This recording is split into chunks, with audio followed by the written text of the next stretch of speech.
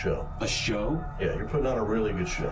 Side home in Inverness, 57-year-old Denise Hollowell was still clinging to life, but she died at the scene. And then I talk with my mom. I can release my mom. Gotcha. A domestic dispute left Denise with a broken wrist and concussion. After this, Denise kicked Carlos out. He lived with family friends until she allowed him back. That's when Carlos made his move and forced Denise to sign a notarized list of demands: car, college tuition, financial support. And 1 month later, Denise was dead. And in the interrogation room, detectives are picking up on holes like these in his story and are done pretending that they believe any of it.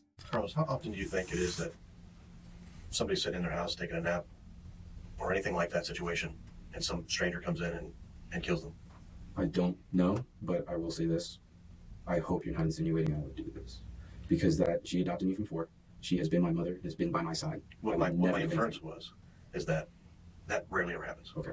That rarely ever happens, and what I'm trying to lead to is that 99.9% of the time, it's a family member or a close friend or or lover or something like that. The only person, ex-lover. So, and I remember that CPT talking about how your attitude of things were very sociopathic. Sociopathic? Which is exactly what you're showing me right now. Not like that, no. It happens all the time, every day.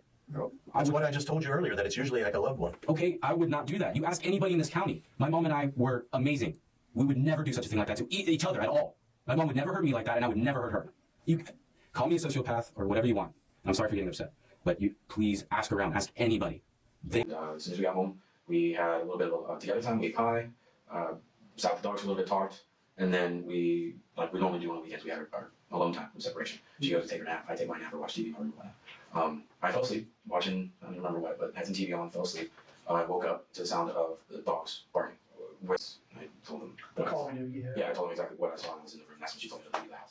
Keep in mind that Carlos made one critical mistake in his initial 911 call. He never mentioned the axe lodged in his mother's head. He just said she was bleeding and barely breathing. Now, I don't know about you, but...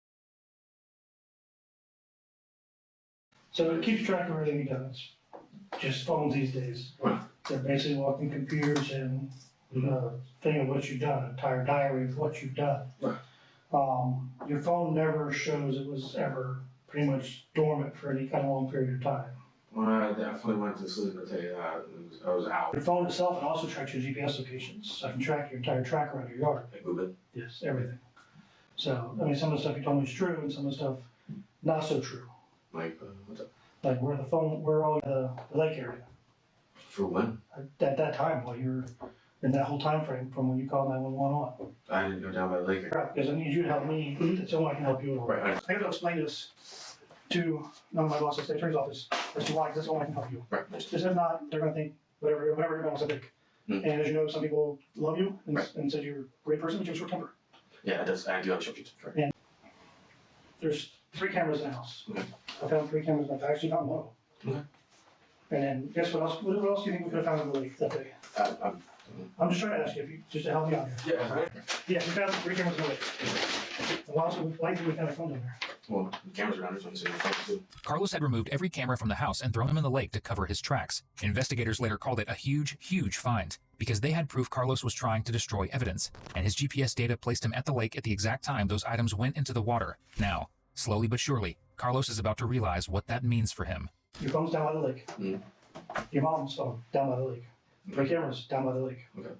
You see how this is stacking I up? understand, but I'm still... And the only way I can help you is if you come up front and say, we got a fight, it was a total accident, something like that. If that's what happened, then tell me the truth. I need to know that because I can't help you without that. Right. Because without that, it's just something horrible got done, and you don't care about it. Well, no, I definitely think we're completely out of the ordinary. My mom's done them before. Though, and it's so hard. So it could have been like... No, well, I'm used to her not sugarcoating things. She's like, oh, I'm like, yeah. But this time, it was like, she backed it up with like strong adjectives and then strong emotions of like... On him since he moved back in, verbally pressing him about his grades, his future, his failures. And on July 13th, 2019, he'd had enough. In July 2021, a jury found him guilty. Because Carlos was 17 at the time of the crime, he was sentenced to life in prison with the possibility of judicial review after 25 years. He'll be eligible for that review in 2044.